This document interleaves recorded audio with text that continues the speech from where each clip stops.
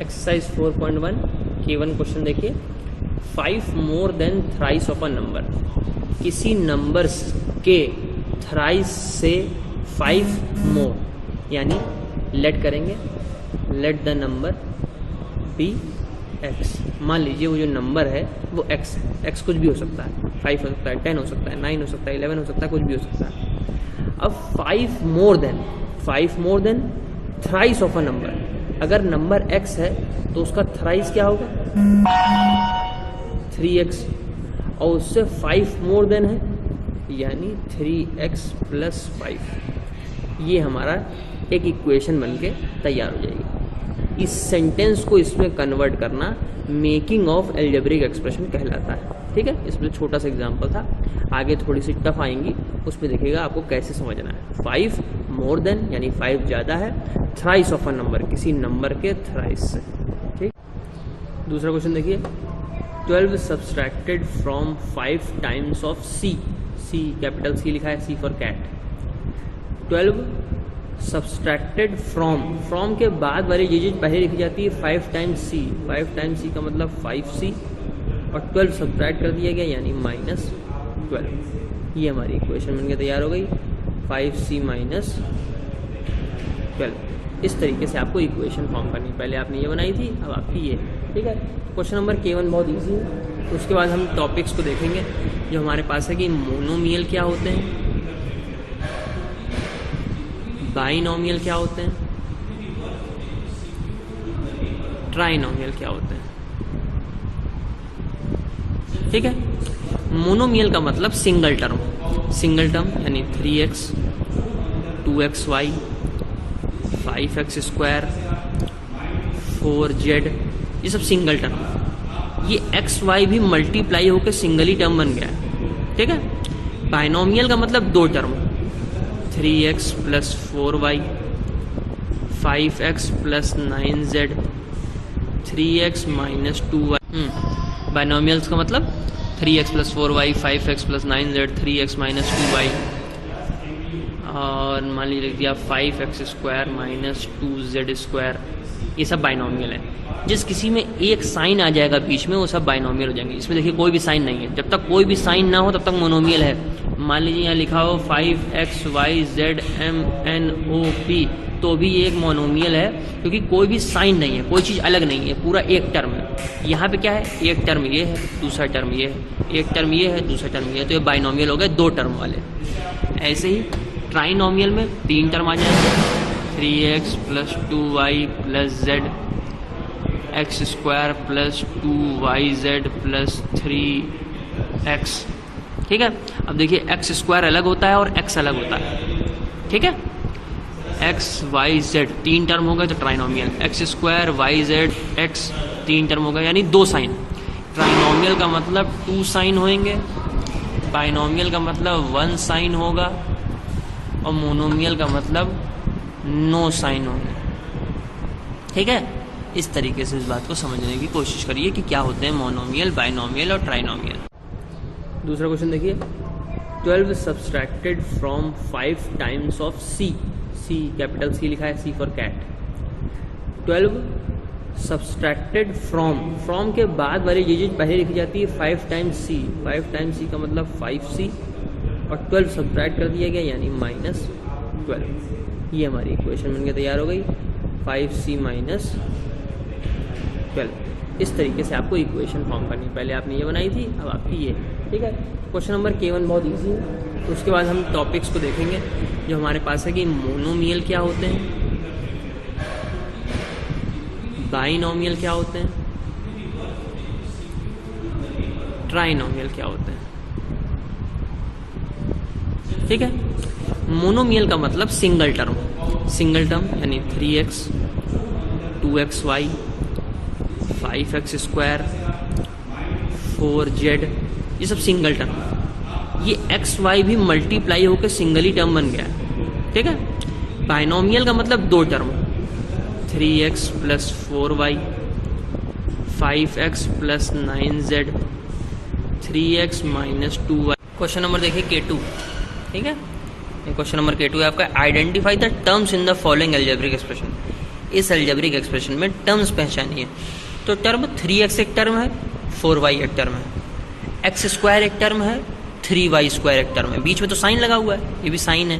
तो आपको केवल टर्म्स बताने हैं। तो 3x, 4y, x square, 3y square, xy minus छोड़ दीजिए, xy, 3y स्क्वायर, ये सब टर्म्स हो गए।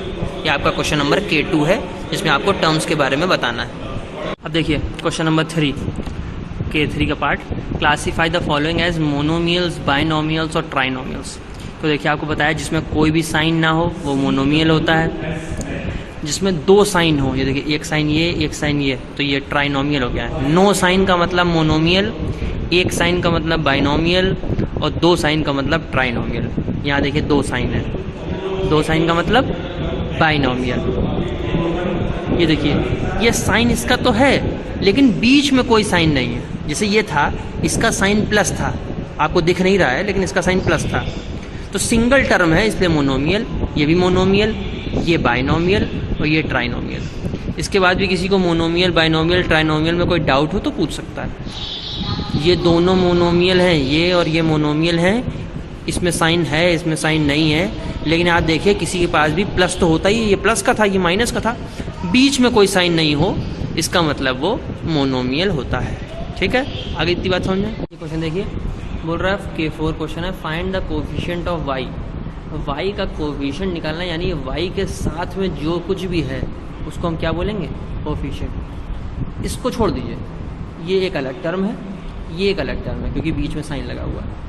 y का कोफिशिएंट क्या हो गया, माइनस का 4z, ये इसके साथ में लगा हुआ है, y के साथ में जो लगा हुआ है वो उसका कोफिशिएंट हो गया। दूसरा क्वेश्चन है 5x + 6z स्क्वायर y, इसमें y का कोफिशिएंट बताना है, इससे तो कोई मतलब नहीं है। तो y का कोफिशिएंट है प्लस का 6z। आ रही बात समझ में। अगला देखिए xz - zy, y का कोफिशिएंट, y के साथ वाली चीज़ -z। ऐसे क्वेश्चन नंबर K4 हो। ठीक है, देखिए आपसे पूछ रहा है find the factor tree of 5p² QR। तो आपको बताना पड़ेगा ये सब कैसे आया। तो 5 × p × q × r करने पे 5p² QR आता है। ये इसके फैक्टर हो गए। ठीक है, फैक्टर करने का मतलब वो चीज़ कैसे आई उसको आपको एक्सपेंड करके लिखना है। ठीक है, ऐसे ही मान लीजिए लिखा हुआ 2a³ इसका मतलब 2 × a × a × a × p, ये इसका आंसर है। अंडरस्टूड। क्वेश्चन नंबर A1, जो सेलिंग प्राइस है वो 25 मोर देन है cost price. Selling price SP, cost price CP। तो आपको एक्सप्रेशन लिखना है सेलिंग प्राइस के लिए, तो आप ये लिख सकते हैं SP = 25 + CP। कोई हमको कितनी भी CP में चीज़ देगा, हम 25 प्लस करके उसको सेल कर देंगे। और अगर आपको प्रॉफिट निकालना है तो प्रॉफिट = होता है SP - CP। प्रॉफिट निकालने के लिए सेलिंग प्राइस में से कॉस्ट प्राइस माइनस कर देते हैं। सेलिंग प्राइस कितना है, 25 + CP, तो सेलिंग प्राइस की जगह क्या लिख देंगे, 25 + CP। और CP क्या है, CP खुद CP ही है, तो वो माइनस का CP ऐसे ही रहेगा, प्लस का CP माइनस का CP कट जाएगा और प्रॉफिट आ जाएगा 25 रुपीज़। यानी इन दोनों के बीच में 25 रुपये का फ़ायदा हो जाएगा। जब हम 25 रुपये बढ़ा के बेच रहे हैं तो 25 रुपये का तो फ़ायदा होगा। ये आपका क्वेश्चन नंबर A1 है। Question number A2, question number A2 कह रहा है cost of table is X rupees और cost of chair is Y rupees. ठीक है, write an expression to find the total cost of 5 chair and 3 table. Total cost निकालनी है, 5 chair हैं और 3 टेबल हैं। तो टेबल की तो x दे रखा है तो 3x हो गया, और चेयर की y दे रखी है तो 5y हो गया। 5y + 3x is the total cost of chair and table. देखिए बस वर्ड प्रॉब्लम्स थी, आपको उसको एक्सप्रेशन में कन्वर्ट करना है कि हमारे टोटल पैसे कितने लगेंगे, 5y + 3x। अब y हो सकता है 100 रुपये हो, 200 रुपये हो, 500 रुपये हो, 250 रुपये हो, उससे हमें कोई मतलब नहीं है। x 50, 60, 70, 80 कुछ भी हो, उससे कोई मतलब नहीं है। जो भी प्राइस होगी उसको हम यहाँ पुट कर देंगे, मल्टीप्लाई कर देंगे, प्लस कर देंगे, हमारी टोटल कॉस्ट निकल जाएगी। हमने अपने क्वेश्चन को लिख लिया, टैक्सी चार्ज x रुपीज़ पर kilometre plus fix charge of 50 rupees, right expression for 10 kilometre right. तो x रुपए तो वो लेता ही है, 1 किलोमीटर जाओ तो x प्लस 50 लेगा। कितने किलोमीटर के लिए? 1 किलोमीटर के x रुपए तो उसके पर किलोमीटर के हैं, 50 रुपीज़ चार्ज है। अगर किसी को 5 किलोमीटर जाना होगा तो 1 किलोमीटर के x रुपए लेता है, तो 5 किलोमीटर के 5x और 50 तो सबके लेता ही लेता है। आपसे पूछ रहा है 10 किलोमीटर की राइड लिखिए, 10 किलोमीटर के क्या हो जाएंगे? 10x प्लस 50, ये आपका एक्सप्रेशन फाइनल आंसर है। अगर कोई कहता है कि x का अमाउंट 17 रुपये है, 17 रुपये लेता है 1 किलोमीटर के, तो आपको क्या बोलना पड़ेगा? 10 × 17 प्लस 50, यानी 170 रुपये तो किलोमीटर के हो गए, 50 रुपये बुकिंग के हो गए और 220 आपका आंसर आ जाएगा। हालांकि आपको x की वैल्यू नहीं दी गई है, आपको केवल इतना एक्सप्रेशन निकालना है कि 10 किलोमीटर के 10x प्लस 50 होंगे। क्वेश्चन नंबर A4 देखिए, क्वेश्चन में कह रहा है Mohan age is 2 year less than half of his mother age. तो मदर की एज का हाफ करना पड़ेगा, यानी मदर की एज अपॉन 2 कर देंगे तो हाफ हो जाएगा, और उससे भी वो 2 साल छोटा है, यानी मोहन की एज मदर अपॉन 2, यानी मदर की एज का अपॉन 2 करने से हाफ, और उस हाफ से भी 2 साल कम है। तो अगर मदर की एज हम x मान लें तो मोहन की एज क्या हो जाएगी? Mohan is equal to, mother की जगह हम x मानना है तो x अपॉन 2 माइनस 2। अब मोहन की एज को आप y मान सकते हैं, जब मोहन की एज को y मानेंगे तो आपका आंसर क्या हो जाएगा? y is equal to x upon 2 minus 2, जिसमें y मोहन की एज है और x उसकी मदर की एज है। ऐसे आपको एक्सप्रेशन बना के दिखाना है। ये देखिए आपका एक्सरसाइज 4.2 का फर्स्ट क्वेश्चन है। यहाँ पे लिखा हुआ है 2a plus 8 minus 7s minus 6 plus 3a minus 7। तो हमें पहले तो एक बात को समझना पड़ेगा कि ये जो a है ये a के साथ सॉल्व होगा, जो s है वो s के साथ सॉल्व होगा, हालांकि दूसरा कोई s है नहीं तो ये अकेला बैठा रहेगा।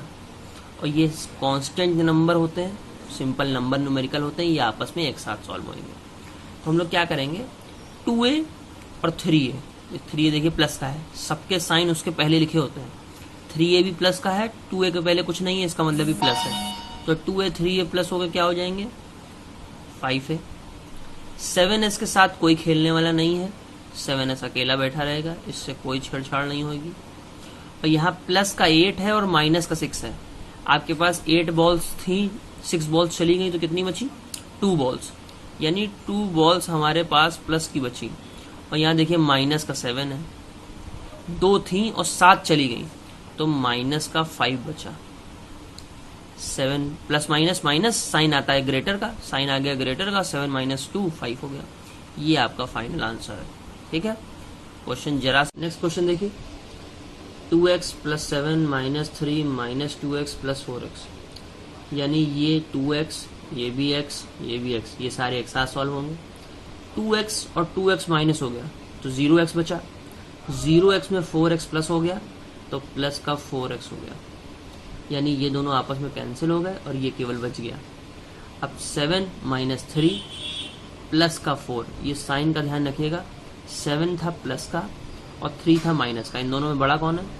ये बड़ा है तो इसका साइन आएगा, और 7 माइनस 3 होके 4 बचा, ये आपका आंसर है। ऐसे ही आपको आगे के सारे क्वेश्चन करने हैं। एक क्वेश्चन और देख लीजिए, क्वेश्चन एफ पार्ट कह रहा है 11b square plus 2b cube minus 5b square और माइनस का 3b क्यूब, ये स्क्वायर है। देखिए स्क्वायर वाला स्क्वायर के साथ सॉल्व होगा और क्यूब वाला क्यूब के साथ सॉल्व होगा।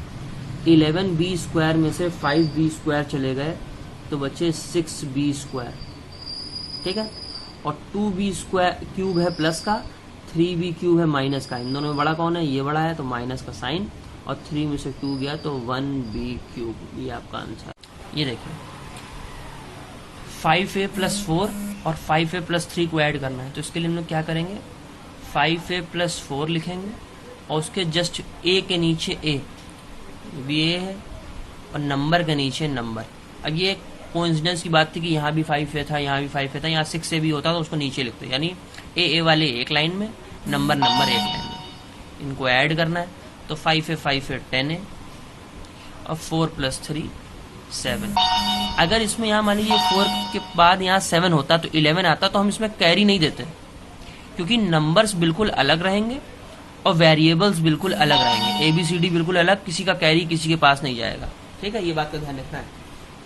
दूसरा क्वेश्चन देख लीजिए, 3D³ + 3D⁴। अब D⁴ के नीचे D⁴ आएगा। यहाँ देखिए कुछ नहीं लिखा है, तो हम यहाँ पे इसको 1 मान लेते हैं, और कोई साइन नहीं है तो प्लस मान लेते हैं। प्लस का 1D4 यहाँ पे और माइनस का 5D³ यहाँ पे, माइनस का 5D³ यहाँ पे। इसको जब सॉल्व करेंगे तो देखिए 3 + 1 ये हो जाएगा 4D4 और 5 में से 3 जाएगा तो 2D³।